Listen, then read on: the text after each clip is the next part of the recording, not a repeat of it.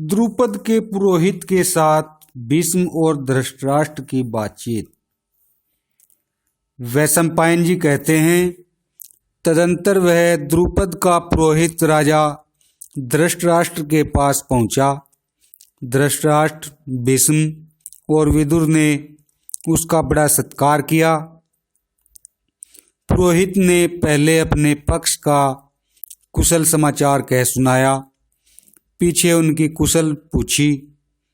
इसके बाद उसने समस्त सेनापतियों के बीच इस प्रकार कहा, यह बात प्रसिद्ध है कि धृतराष्ट्र और पांडु दोनों एक ही पिता के पुत्र हैं, अतः पिता के धन पर दोनों का समान अधिकार है।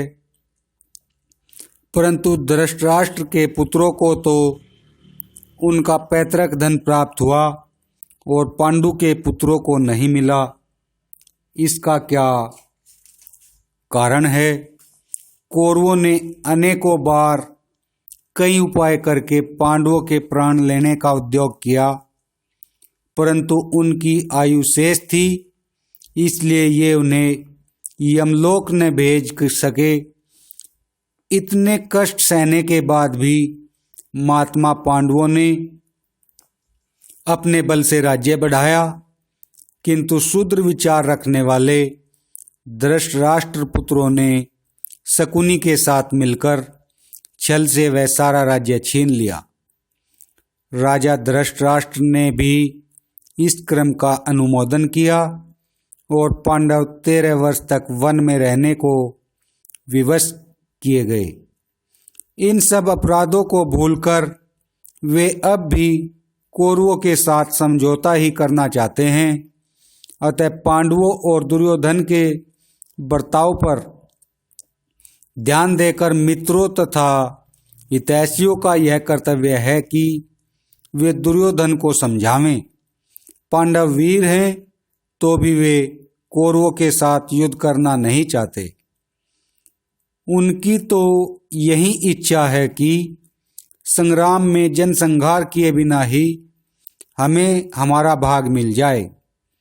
दुर्योधन जिस लाभ को सामने रखकर युद्ध करना चाहता है वह सिद्ध नहीं हो सकता, क्योंकि पांडव कम बलवान नहीं है। युधिष्ठिर के पास भी 7 अक्षौहिणी सेना एकत्र हो गई है और वह युद्ध के लिए उत्सुक होकर उनकी आज्ञा की बाट जोहती है। इसके सिवा पुरुष सिंह, सात्यकी, भीमसेन, नकुल और सहदेव ये अकेले ही हजारों अक्षौहिणी सेना के बराबर है। एक ओर से 11 अक्षौहिणी सेना आवे और दूसरी ओर अकेला अर्जुन हो तो अर्जुन ही उससे बढ़कर सिद्ध होगा। ऐसे ही महाबाहु श्री कृष्ण भी है। पांडवों की सेना की प्रबलता, अर्जुन का पराक्रम और श्री कृष्ण की बुद्धिमत्ता देखकर भी कौन मनुष्य उनसे युद्ध करने को तैयार होगा। अतः धर्म और समय का विचार करके आप पांडवों को जो देने योग्य भाग है उसे शीघ्र प्रदान करें। यह उपयुक्त अवसर आपके हाथ से चला न जाए, इसका ध्यान रखना चाहिए।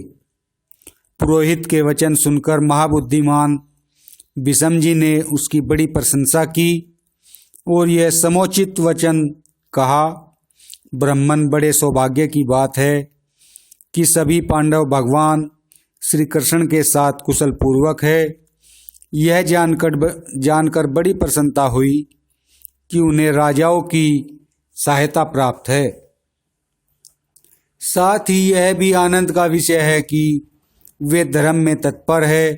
वे पांचों भाई पांडव युद्ध का विचार त्याग कर अपने बंधुओं से संधि करना चाहते हैं।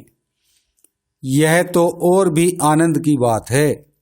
वास्तव में किरीटधारी अर्जुन बलवान, अस्त्र विद्या में निपुण और महारथी है। भला युद्ध में उसका मुकाबला कौन कर सकता है?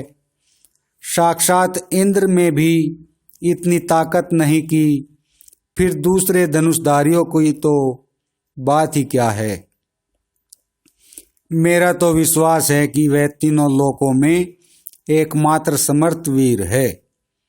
जब भीष्म जी इस प्रकार कह रहे थे, उस समय कर्ण क्रोध में भर गया और धृष्टतापूर्वक उनकी बात काटकर कहने लगा, ब्राह्मण, अर्जुन के पराक्रम की बात किसी से छिपी नहीं है, फिर बारंबार उसे कहने से क्या लाभ। पहले की बात है, शकुनी ने दुर्योधन के लिए जुए में युधिष्ठिर को हराया था। उस समय वे एक शर्त मानकर वन में गए थे। उस शर्त को पूरा किए बिना ही वे मत्स्य देश तथा पांचाल देश वालों के भरोसे मूर्ख की भांति पैतृक संपत्ति लेना चाहते हैं, परंतु दुर्योधन उनके डर से राज्य का चौथाई भाग भी नहीं दे सकते।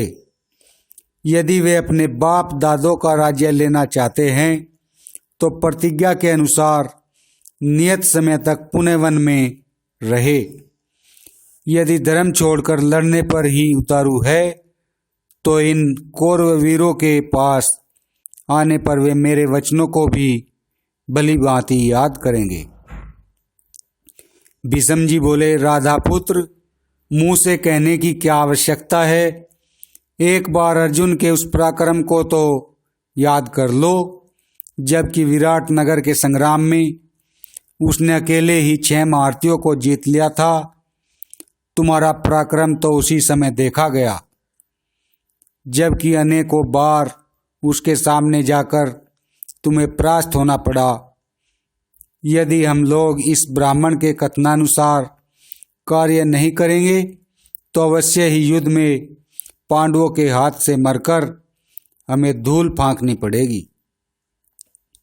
भीष्म के ये वचन सुनकर धृतराष्ट्र ने कहा, उनका सम्मान किया और उन्हें प्रसन्न करते हुए कर्ण को डांट कर कहा, भीष्म जी ने जो कहा है इसी में हमारा और पांडवों का हित है, इसी से जगत का भी कल्याण है।